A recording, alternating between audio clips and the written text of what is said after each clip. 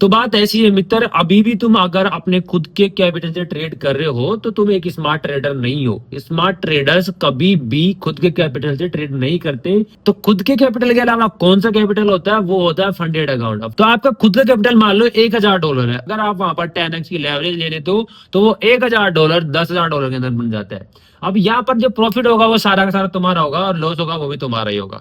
लेकिन अगर उसी $1000 के अंदर आप 50 से $75,000 के 2 से 3 अकाउंट अगर आप बाय कर लेते हो, 100 अकाउंट, तो उसमें आपका जो टोटल इफेक्टिव कैपिटल आता है वो $75,000 का कैपिटल हो जाता है और वहां पर आपको 80% प्रॉफिट मिलेगा और सिर्फ फीस का रिस्क रहेगा।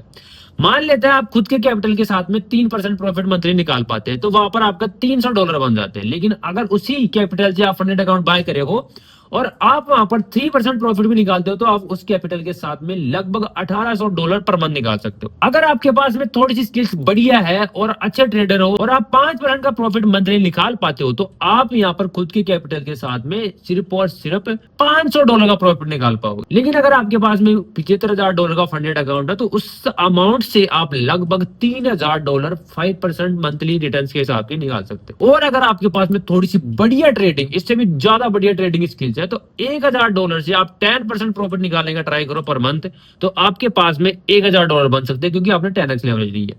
लेकिन अगर आपके पास में 75,000 के 3 फंडेड अकाउंट है तो उनसे अगर आप मंथली रिटर्न निकालो 10%, तो आपके पास में $6000 मंथली रिटर्न आते हैं। तो अगर आप सच में एक स्मार्ट ट्रेडर बनना चाहते हैं तो जाकर डिस्क्रिप्शन में दिए हुए लिंक से या बायो में दिए हुए लिंक से सोल फंडेड फर्म का अकाउंट बाय करो और ट्रेड करो और शानदार प्रॉफिट बनाओ।